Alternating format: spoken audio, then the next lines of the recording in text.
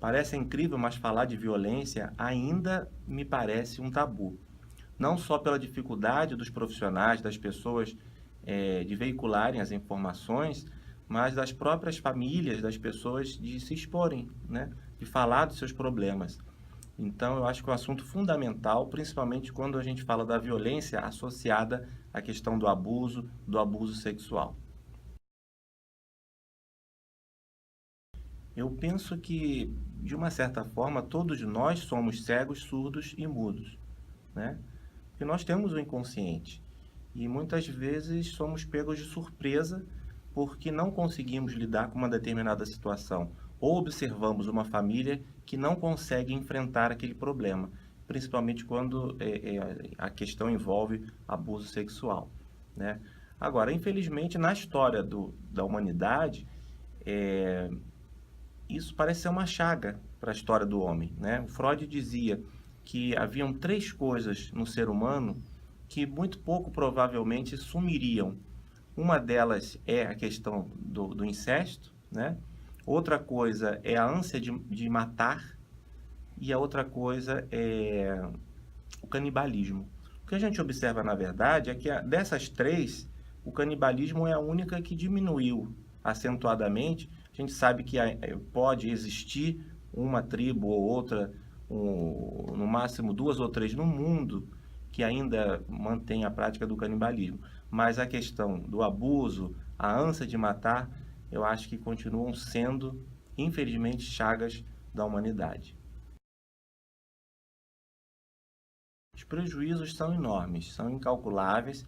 Uma criança devastada por uma situação de abuso, ela vai apresentar dificuldades extremas na sua relação com o mundo, nas suas relações afetivas, né? O trauma em si marca negativamente e isso é uma situação que remete a criança a um tratamento para o resto da vida, em muitos casos, né? Infelizmente.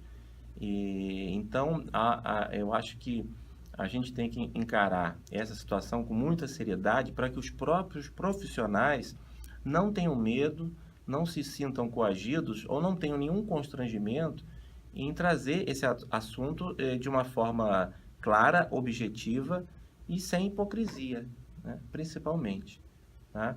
O jogo familiar em si, ele quando chega até o nosso consultório, ou os centros sociais de apoio, aos lugares onde a gente observa essa dificuldade, esse problema, esses jogos familiares chegam de uma forma muito escamoteada, muito disfarçada, e é comum que isso aconteça, né? Muitas vezes a mãe de família tem muito medo de denunciar o abusador porque depende financeiramente dele, né? Muitas vezes o abusador é o provedor financeiro da casa. Então os medos são muito grandes, medos de perdas, de represália, medo da violência, e esse medo acaba fazendo com que a situação se mantenha sem nenhuma intervenção. Quem sofre é a criança abusada, é a família inteira, mas eu acho que hoje a gente está conseguindo falar mais sobre isso. As pessoas estão se sentindo mais seguras, por exemplo, para denunciar, para procurar um órgão responsável, procurar um profissional, e elas precisam se sentir protegidas, precisam se sentir com esse respaldo nosso. Eu acho que é uma obrigação nossa trabalhar sem hipocrisia e sem medo. É de urgência urgentíssima tratar esse assunto, explorar mais esses assuntos, falar sem tabu, né, sem medo, para que a gente possa fazer um diferencial, né? Eu penso que talvez seja muito importante que nossos colegas profissionais da área de educação, da área de saúde, saiam um pouco do academicismo, saiam um pouco dos discursos e intervenham mais na ação, né?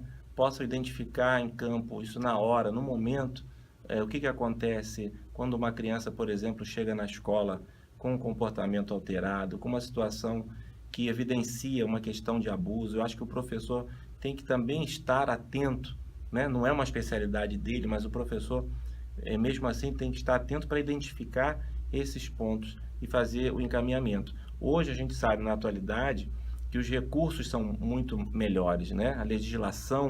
Há uma legislação específica que ajuda há todo um conjunto de amparo social que antigamente não havia, né? Então, é o nosso papel constante, persistente, né? De não desistir e de continuar lutando para que as pessoas consigam se conscientizar, a gente consiga reprimir, né, essa questão da violência, do abuso sexual em crianças, e trabalhar melhor do ponto de vista educacional. A educação só acontece, na verdade, quando há mudança de comportamento, né? Sem mudança de comportamento não é educação. O que há é apenas um jogo de faz de conta entre aquilo que é passado e aquilo que é aprendido.